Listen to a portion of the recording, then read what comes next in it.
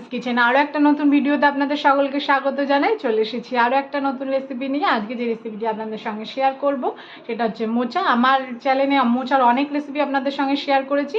এটা একদম আমাদের অত্যন্ত প্রিয় একটি বাঙালির রেসিপি, মোচার ঘন্ট। এবং মোচার ঘন্টটা আমি ছোলা দিয়ে করে দেখাবো। ভিডিওটা স্কিপ করবেন না, পুরোটা দেখবেন। আমি কি করে এই মোচার ঘন্ট করি সবটাই আপনাদের সঙ্গে শেয়ার করবে। তাহলে চলুন ভিডিওটা শুরু করা যাক।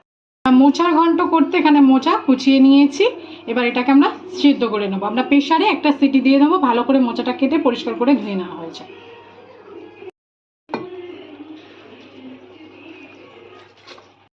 মোচা সিদ্ধ করার মধ্যে দিয়ে দিচ্ছি পরিমাণ মতন লবণ, আর দিয়ে দেবো পরিমাণ মতন হলুদের গুঁড়ো।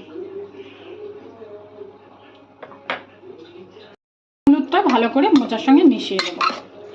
আর আমরা দুটো সিটি দিয়ে নিচ্ছি।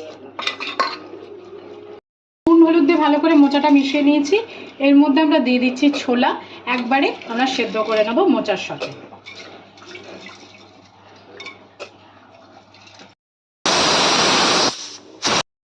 মোচা আর ছোলা ভালো করে সেদ্ধ করে নিয়েছি প্রেসারে।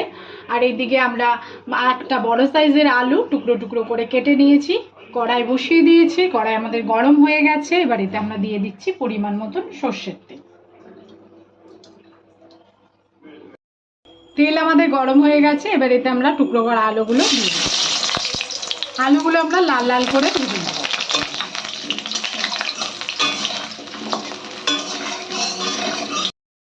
এর মধ্যে দিয়ে দিচ্ছি পরিমাণ মতন হলুদ গুঁড়ো, আর দিয়ে দেবো পরিমাণ মতন লবণ।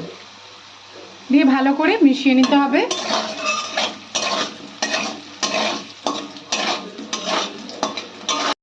আলু আমাদের ভাজা হয়ে গেছে, আমরা তুলে ফেলছি।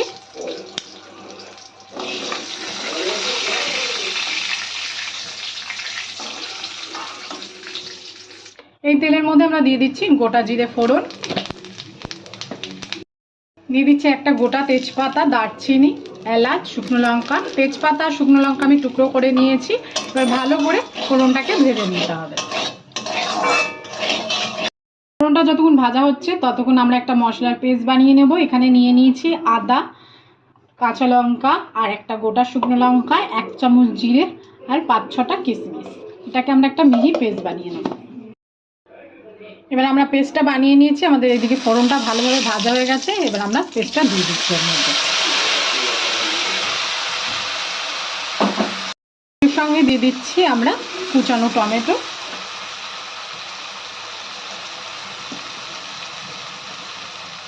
দিয়ে দিচ্ছি কুচানো কাঁচা লঙ্কা। দিয়ে ভালো করে মশলাটাকে কষিয়ে নিতে হবে। আর এর সঙ্গে আমরা অ্যাড করে দেবো গুঁড়ো মশলা।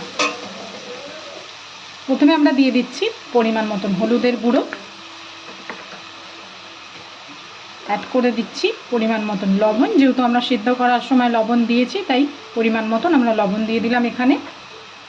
দিয়ে ভালো করে মশলাটাকে এবার কষিয়ে নিতে হবে। মশলাটা ভালো করে কষিয়ে নিয়েছি। আমরা মশলা ধোয়া জল এর মধ্যে অ্যাড করে দিয়ে আর একটু কষিয়ে নেবো। আর এর মধ্যে অ্যাড করে দেবো একটু কাশ্মীরি লঙ্কার গুঁড়ো।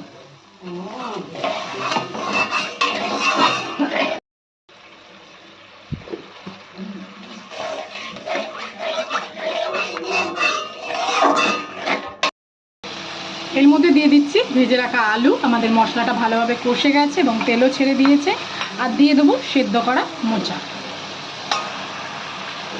সব কিছু দিয়ে ভালো করে কষিয়ে নিতে হবে।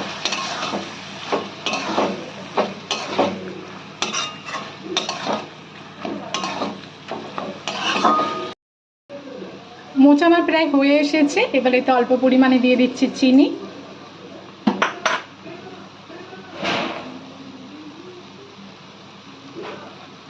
দিয়ে দিচ্ছি 1/2 চামচ মতন ঘি,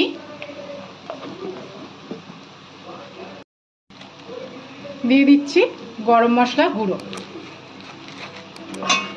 দিয়ে ভালো করে মিশিয়ে নিতে হবে। আর একটুখানি 2 মিনিট নাড়িয়ে নিতে হবে ভালো করে। আর দিয়ে দেবো ধনেপাতা কুচি। ধনেপাতা কুচি দেওয়ার পরে ভালো করে মিশিয়ে নিতে হবে মোচার সঙ্গে।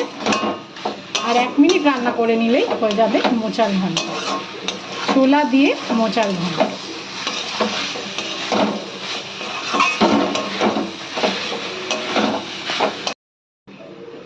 তৈরি হয়ে গেছে ছোলা দিয়ে মোচার ঘন্ট। এবার আমরা এটাকে নামিয়ে ফেলছি।